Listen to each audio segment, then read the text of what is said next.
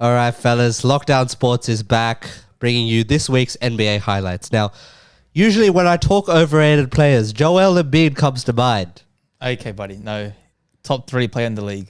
But right now, he might be a top 3 player in the week. So here's 3 players that are overrated or overhated. You let me know in the comments below. While you're at it, like the video. People need to like me, apparently. That's a trait I have. And subscribe while you're at it too. Narcissistic much. Perfect. All right, buddy. Jordan Poole.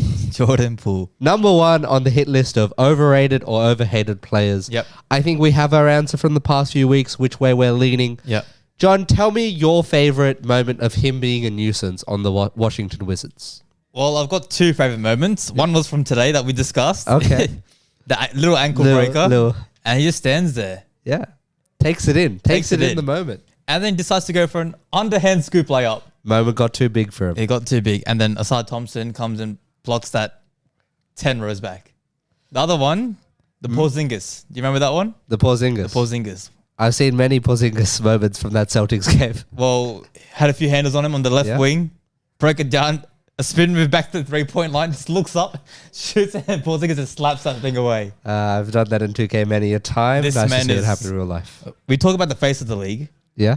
This man is the clown of the league at the moment. He's a laughing stock. John, I thought that was a dead serious, like 10 out of 10 joke. Like Dada J, I know you're watching right now. I'm so sorry. I'm so sorry. Hey, is this not meant to be a joke, man? All right. So narrative-wise, the way, let's imagine we're in a whole new world and this trade is going perfectly for him. They should be talking about this like how Lou Will and Pat Bev talk about losing SGA.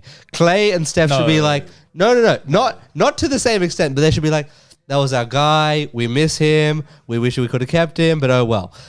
It has gone the exact opposite. Yeah.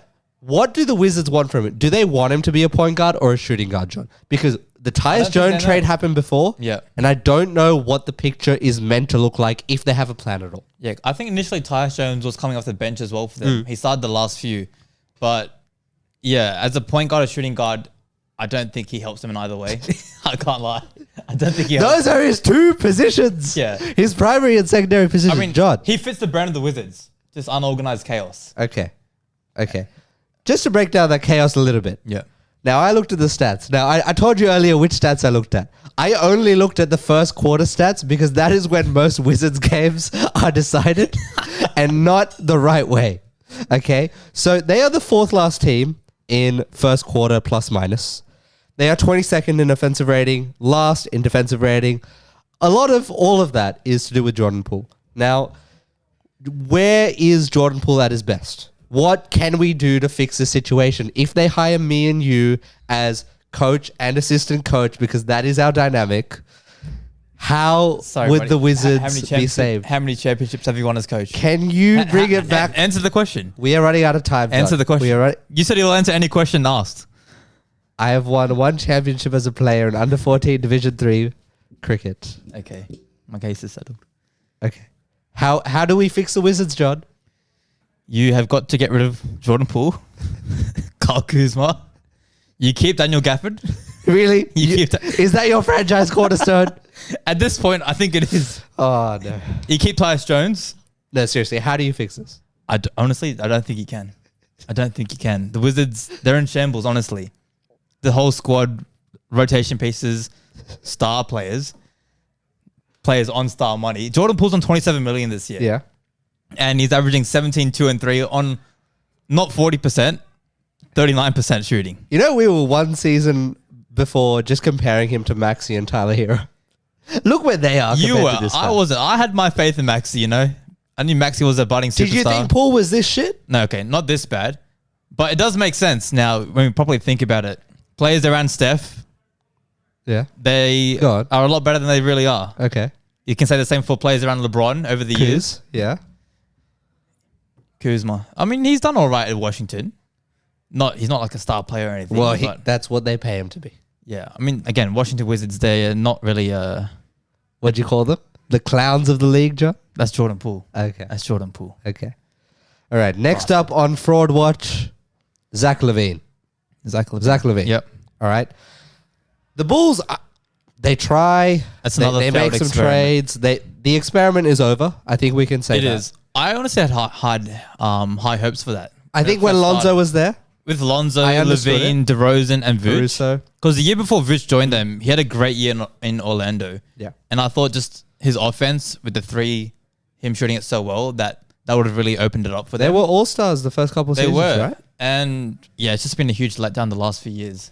I think when you talk about Zach LaVine, it's the typical two-guard slashing Yep. stereotype that a lot of teams are trying to move away from now. Yeah. Shooting efficiency, he's down from his best year, 7%. This is his worst year in about 5 years, efficiency-wise. And on top of that, turnovers, he's never been good. I had that as well. He's never been a good, horrible playmaker. Horrible playmaker. And we're going to get into it when we talk about where we think he'd be better off, but Yeah. he cannot be not trusted. at Philadelphia, Saru. Not at Philadelphia. He cannot be trusted as a primary ball handler, obviously. No. But you want him on the secondary, tertiary moments of a possession, Yeah. where I think Michael Porter Jr. is the example of someone that you have to literally Yep. be like, this is your role. Yep. Do this, please. Off the back of that- Por favor. Do you think he can be the second best player on a championship team? Is Michael Porter Jr. the second best player on the No. championship? Okay, good. There's your answer. So we agree. There's there. your answer. Yeah. He is clearly not the player to unlock players, but he's a player that needs to be unlocked. Yep. And agreed. I think that's why he needs to be with a guard that can take control of games and Take control in what way? usage. He can take control of the tempo of a game because So Zach that can dish LaVine out to will be the teammates as well, slasher. not just scoring as well. Exactly. Okay. Just be the distributor. Yeah. And that's why in my head, Zach LaVine next to a younger, thicker version of Kyle Lowry. Okay. As soon as you said Why'd you? Okay. There's a lot of thick NBA. Okay. Who? Name Pause. one other one you would think of. Yeah. Big pause. Wow. Okay. Okay. All right. Back to topic. I think that's a prototype you need. You need someone that is good on defense Yeah. and can control the tempo and take the lead for him. Yeah, that's fair. I don't know who that is. Do you have any ideas? I thought you were going to say Luka at first. Maybe. That was but my initial thought. with Kyrie. But then defense as yeah, well. exactly. You need to have a guard that can defend in this league. Yeah. And also Levine, he's 28 now. He You should don't be want to in build his around prime. him. You don't want to build around But him. he should be in his prime, and he Exactly. has not improved the last 5-6 years. Yeah. It's when you're meant to be improving every single year, Yeah. and probably at your best 27, 28. Yeah. And that just hasn't happened. So if not the Mavs, where? Give me one team before we wrap up. Not the Mavs, not Philly. I feel like Denver. Yeah. It will like money wise and stuff. It doesn't make Yeah. sense. But Yeah. like if you're just thinking purely play style, If Him with James Jokic. Harden is locked in, Levine with Jokic, incredible Yeah. would be incredible. The style of play. Just style of play. anyone with Jokic style of play. No, but he is the perfect guy. Coming off the dribble Yeah. handoff, pulling up for three straight Yeah. away, slashing and cutting. Okay. So another off-ball team where he could be playing, the Warriors. He's got the offense. Obviously, they're the offense-heavy team. Yeah. That might be somewhere where we'll get onto him soon. I mean, with the Warriors, he could be a viable replacement for Klay Thompson. All right. Number 3 on Fraud Watch, Klay Thompson. Bobby's favorite. One of Many. One of many. Yeah. Klay Thompson has had a difficult career the past few years with Yeah. injuries, Yeah. but we don't make excuses because he wouldn't either. Yeah, that is true. He wouldn't Okay, either. We're gonna go So down. we're going to hold him to the highest of regards. All right. Yep. Which is, I guess, what he'd want. There was a strange press conference today where he Yeah. was like deflecting criticism onto Wiggins. Yep. On. A lot of that was just misinterpretation Yeah. to me. I don't think it's deflecting too much, but he was like, Yeah. he knows the talk was about him and Wiggins about being moved to the Yeah. bench possibly because they haven't been performing. Yeah. And it would be easy to take him out of the lineup. It would be easy to Yeah. stop running a whole quarter's worth of plays for him. It would be easy to stop trusting him in these oversized matchups. You know, Yeah. preseason they're talking. Steve Kerr's talking about using him at the 4.